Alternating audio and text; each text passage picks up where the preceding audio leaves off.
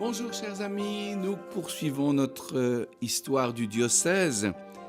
Nous avons évoqué la dernière fois la figure très attachante des ermites du Saint-Mont, Saint-Romaric, Saint-Amé, Saint-Arnoux. Nous avons aussi, en passant dans l'histoire, en avançant dans l'histoire, nous sommes arrivés au Saint-Empire romain germanique, fondé par Charlemagne.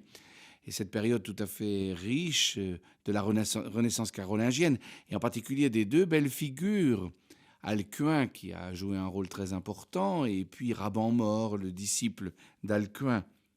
Puis nous avons vu le partage de Verdun, qui faisait que cet empire s'est cassé en trois au bout de quelques décennies, et que ça va avoir une importance très importante pour nous, puisque la Lorraine va naître progressivement de ce partage.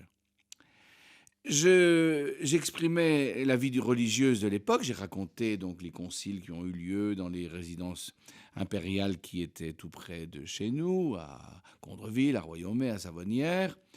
J'ai évoqué la personnalité de Frotter, et j'étais en train de montrer l'évolution de la vie chrétienne et de la sensibilité dans ce IXe siècle.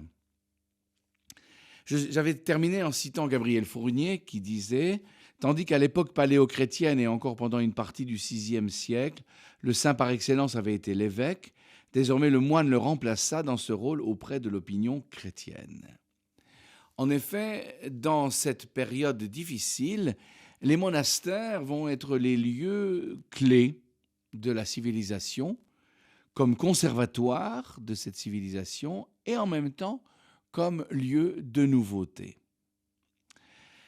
Les monastères qui accueillent des enfants pour les instruire, ça fait partie de la règle de Saint-Benoît. Ce sont ce qu'on appelle les oblats, qui sont confiés par leurs parents pour leur éducation. Tous ne finiront pas comme moines, mais tous recevront une éducation dans l'abbaye. Mais il n'y a pas que les abbayes comme transmission de la culture. Il y a une institution qui est née 3 siècles avant, et c'est l'œuvre de Saint Césaire d'Arles, 470-542. Lors d'un concile régional en Provence, en 529, il fait admettre le principe que dans chaque paroisse, le prêtre doit prendre avec lui des jeunes lecteurs pour les initier au service liturgique et les former à devenir à leur tour éventuellement des ecclésiastiques. C'est une grande nouveauté pour l'acquisition du savoir antique, un autre chemin que le chemin monastique, et qui est inventé par le pragmatisme cher à Césaire d'Arles. Cette idée passera à la Loire, et ainsi des laïcs pourront être formés à la lecture, à l'écriture, au chant. Cette école nouvelle associe, d'une manière très nouvelle, l'instruction littéraire et artistique à l'éducation théologique et religieuse. Gabriel Fournier dit, selon Durkheim, c'est la véritable naissance de l'école, et non Charlemagne selon nos leçons d'école primaire, c'est-à-dire un milieu moral organisé, voué autant à façonner les idées et les sentiments de l'élève qu'à la transmission des connaissances. Ce qui fait que le degré de culture va rester élevé chez les élites, contrairement à ce qu'on avait longtemps pensé. Tout ce monde parle latin, mais les langues populaires qui en découlent prennent de plus en plus d'importance, mais la transmission du savoir antique n'est pas uniquement faite par les monastères, mais aussi par cette institution scolaire paroissiale qui a été appliquée plus ou moins selon les lieux. Essayons de saisir un petit peu l'attitude et la foi et l'attitude religieuse des chrétiens de ce temps. On peut dire qu'on constate une grande unanimité dans la croyance, même si on voit des failles, et en particulier 2 failles principales. Une vision du Christ qui est moins claire, c'est l'hérésie adoptianiste qui recommence en Espagne et que Alcuin a dû combattre, et un arianisme persistant, en particulier dans les pays sous domination musulmane. Et puis, pour la première fois, des doutes sur la présence réelle du Christ dans l'Eucharistie. Pascal Radbert, qui naît en 790 et meurt en 885, abbé de Corbie, va écrire le premier traité sur l'Eucharistie pour répondre aux hérésies, aux erreurs qui commencent à circuler sur cette question. Voilà, donc un climat moins précis dans la foi. Dans la liturgie, dans la cathédrale de Toul, le rite liturgique est toujours le rite gallican et non pas la liturgie romaine. Tout comme toutes les régions de Gaule, Toul résiste à la romanisation de la liturgie voulue par l'empereur. On aime bien ce rite qui est très actif. On se déplace selon les moments de la messe. On a des danses liturgiques. Nous en avons quelques restes à Echternach. La procession des offrandes est longue. Chacun apporte dans un panier une part de la nourriture de sa semaine pour qu'elle soit offerte et bénie, et pour la part des pauvres. La bénédiction a lieu à la fin de la prière eucharistique, comme en témoigne le canon romain. C'est par toi que tu bénis, sanctifies, crées, bénis, sanctifies ces dons. On communie peu au IXe siècle, malgré les appels de l'Église et de l'empereur. On a un peu peur de Dieu, tant on contemple et célèbre sa majesté. On le contemple dans les sculptures et dans les peintures. Et d'une certaine manière, on peut dire qu'on transpose la crainte du pouvoir temporel dans le rapport avec Dieu. On pratique toujours la pénitence publique. Je cite, « Le mercredi des cendres, le pécheur revêtu du sac de pénitence, pieds nus, les yeux baissés, se présente à l'évêque qui lui impose les cendres, le cilice, et lui indique la pénitence à accomplir. Puis il est solennellement expulsé de l'Église. Sa pénitence accomplie, il réintègre la communauté chrétienne le jeudi saint. » Cette pratique de la pénitence publique peut être une cause de la raréfaction de la communion eucharistique. Mais s'ajoute, dans ce IXe siècle, commence à s'ajouter, à côté de la pénitence publique, cette forme antique, la nouvelle forme de pénitence privée apportée par les moines irlandais. Des listes de péchés ont été dressées et en face, la pénitence à accomplir, et tout se passe dans la rencontre personnelle avec le prêtre. D'une manière pour la compréhension du monde, c'est évidemment saint Augustin qui est le grand maître. Et en particulier, ce qui est bien connu à l'époque et diffusé par la prédication, par les arts, c'est la vision augustinienne des deux cités, la cité de Dieu et la cité de l'homme. On peut dire que les gens de ce temps, qui vivent dans la cité des hommes et qui se soutiennent les uns les autres, la féodalité qui va se constituer va être un moyen de protection et d'aide mutuelle. Vivant dans la cité des hommes, ils aspirent, ces hommes, à la cité de Dieu. Le retour à Dieu est dans le fond la seule chose qui les intéresse. L'itinéraire du retour vers Dieu. L'économie étant seulement un moyen de vivre et de survivre. Donc on a une bonne distinction entre le temporel et le spirituel, et on a une vie qui est portée par le retour de chacun à Dieu. Dieu qui pourtant, je le disais tout à l'heure, est loin dans sa majesté. Ce qui fait que les saints prennent de plus en plus de place. Ils sont comme des auxiliaires pour approcher de Dieu. On n'hésite pas à faire des pèlerinages aux lieux, des tombes des saints. Les décorations des églises montrent beaucoup la vie des saints à côté des grands épisodes de la vie du Christ et des représentations de l'au-delà. La Vierge Marie est, à l'image de cette époque, une femme assise sur son trône, un peu austère, le visage grave. Elle tient sur ses genoux l'enfant Jésus, qui est un adulte en miniature, on ne sait pas bien représenter les enfants, qui est d'ailleurs plus le Seigneur que l'enfant de Nazareth. Voici ce qu'écrit Wikipédia d'une manière assez jolie sur ce sujet. Havre de paix dans l'Occident depuis la fin du VIe siècle, l'Espagne est le conservatoire de la culture antique. La bibliothèque sévillane en est alors le centre le plus brillant sous l'impulsion de saint Léandre, puis de saint Isidore de Séville. La priorité y est accordée aux grands écrivains chrétiens du IVe au VIe siècle, en particulier saint Augustin, Cassiodore, saint Grégoire le Grand, mais aussi aux pères latins plus anciens, Tertullien, saint Cyprien de Carthage, saint Hilaire de Poitiers, saint Ambroise. Et Isidore va publier une encyclopédie, la première grande encyclopédie de la culture antique chrétienne et antique païenne. Et cette encyclopédie va être vraiment le grand livre légué par cette période, 8e, 9e siècle, au Moyen-Âge.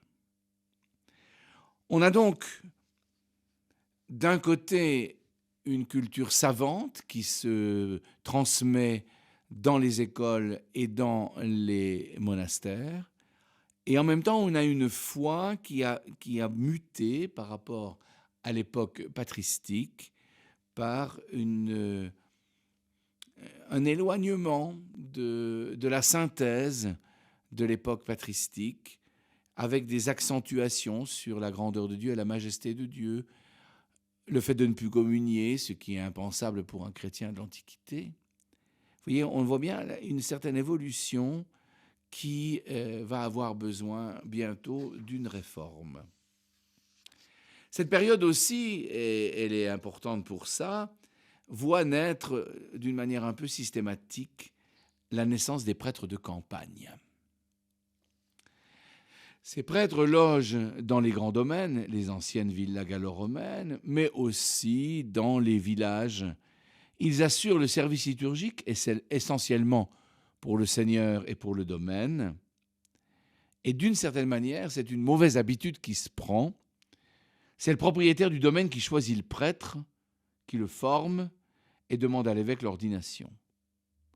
Cette coutume deviendra la source de la simonie, c'est-à-dire de l'achat des tâches ecclésiastiques au XIe siècle, et deviendra aussi la source de nominations plutôt douteuses que sérieusement faites. Quant à l'art religieux de cette époque, c'est les commencements de ce qu'on appelle l'art roman, qui se manifeste, qui commence tout doucement et dont nous allons avoir un bon nombre d'exemplaires dans notre diocèse. C'est donc un art pré-roman, très expressif, très décoré, mais avec un mode de sculpture particulièrement frustre. Quand on voit la splendeur des dernières sculptures gréco-romaines et qu'on voit des siècles après, ça a laissé suggérer qu'il y avait eu un immense trou noir culturel. De fait, les sculptures, les premières sculptures pré-romanes qui sont de cette époque sont effectivement assez frustres. On voit qu'on avait perdu tout le savoir-faire de l'Antiquité et qu'on va le retrouver petit à petit et qu'on le retrouvera dans les sculptures gothiques, évidemment, magnifiquement.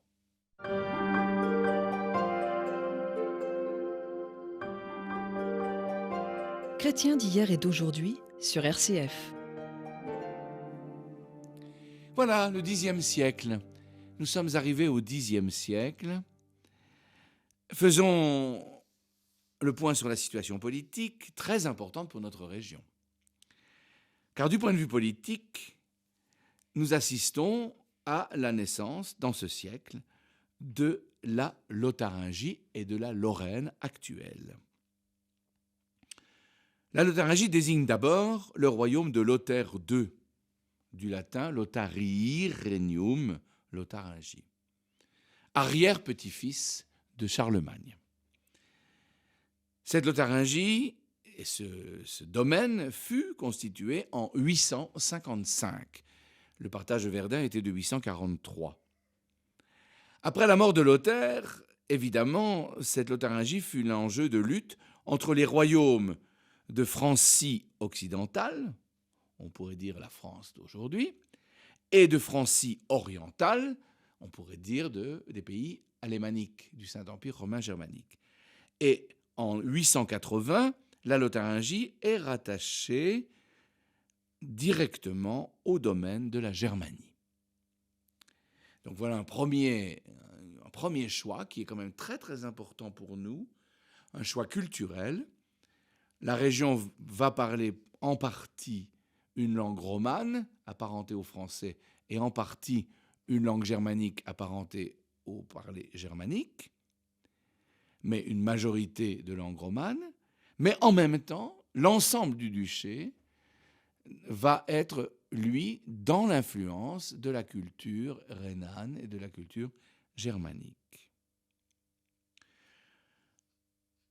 En 959, donc un siècle après, Brunon de Cologne décide de partager la Lotharingie en un duché de Basse-Lotharingie, c'est-à-dire les Pays-Bas et la Belgique actuelle, et un duché de Haute-Lotharingie qui va devenir la Lorraine actuelle et qui s'inscrit dans la province ecclésiastique de Trèves.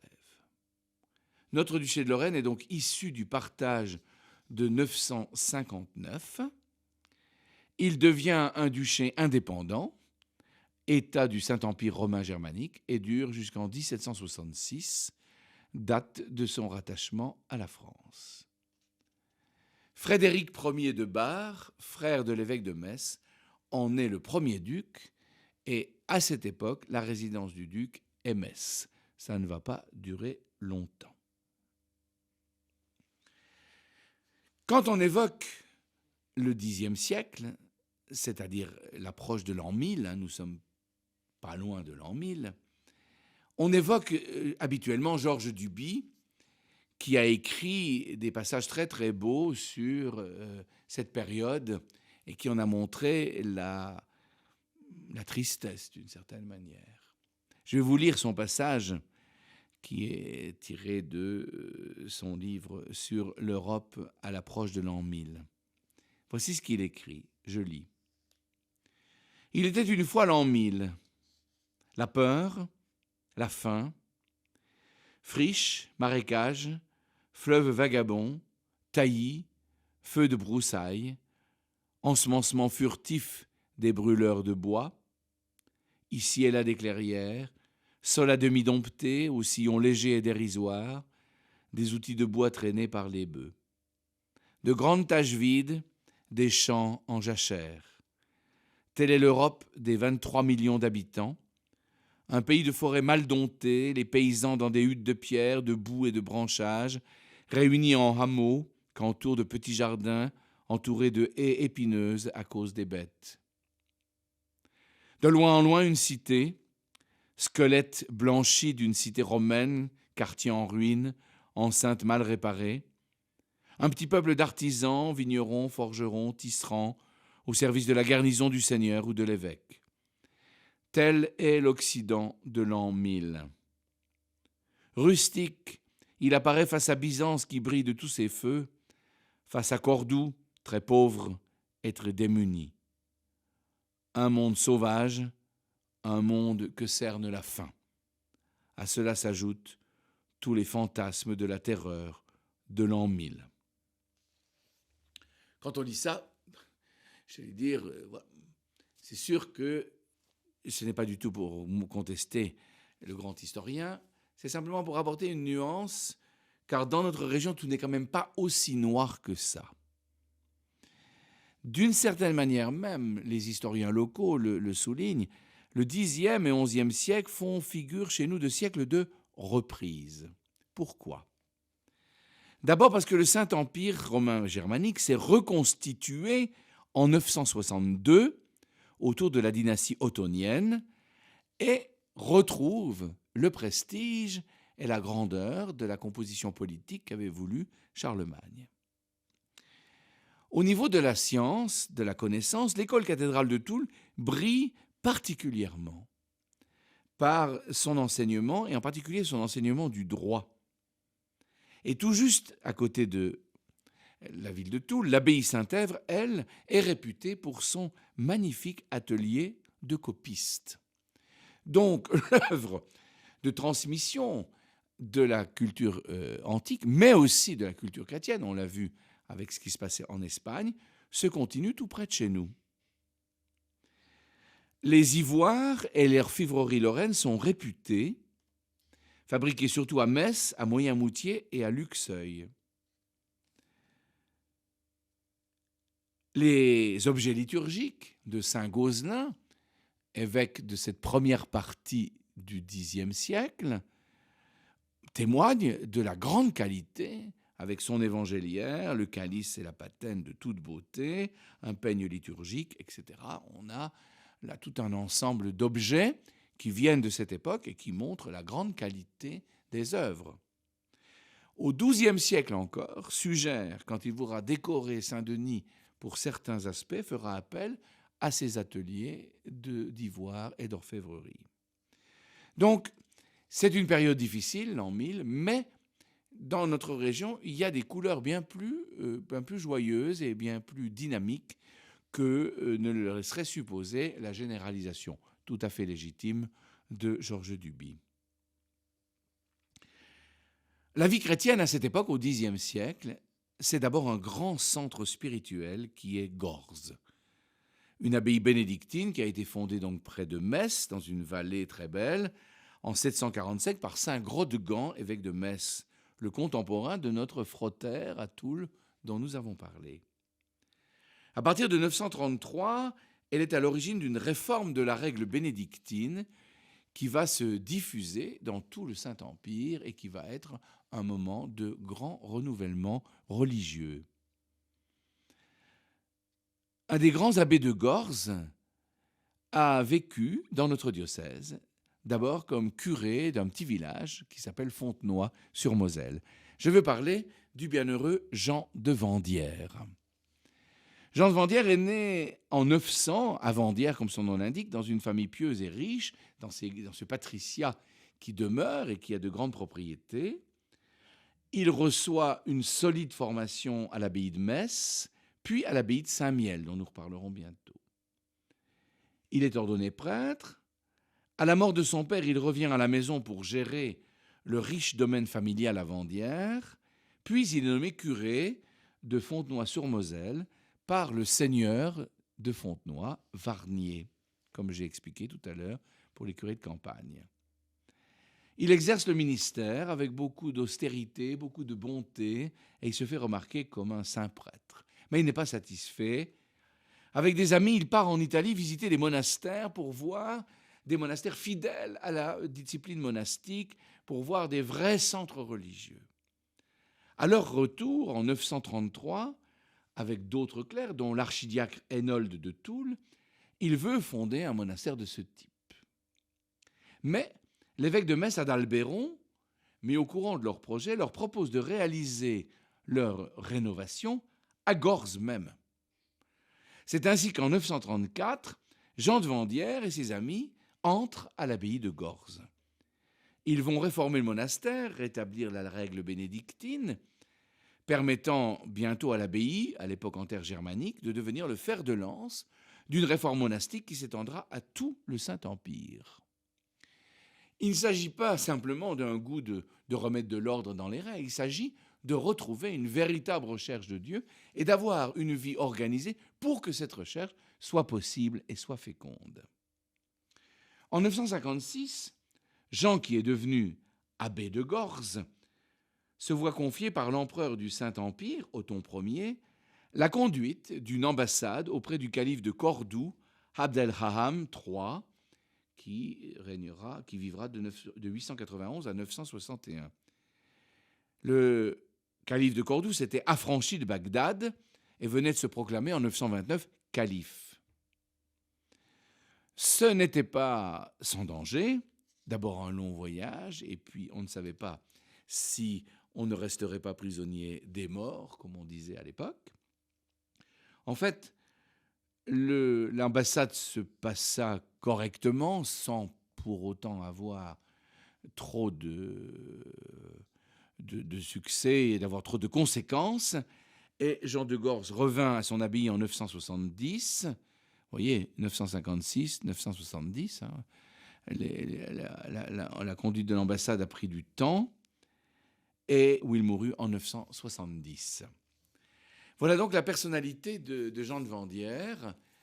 Vraiment une très belle figure et qui, depuis notre région, notre diocèse pour une part, et puis le diocèse de Metz voisin pour la fondation bénédictine de Gorze, va avoir un grand rôle dans la réforme, dans la recherche religieuse et dans la réforme spirituelle de ce Xe siècle.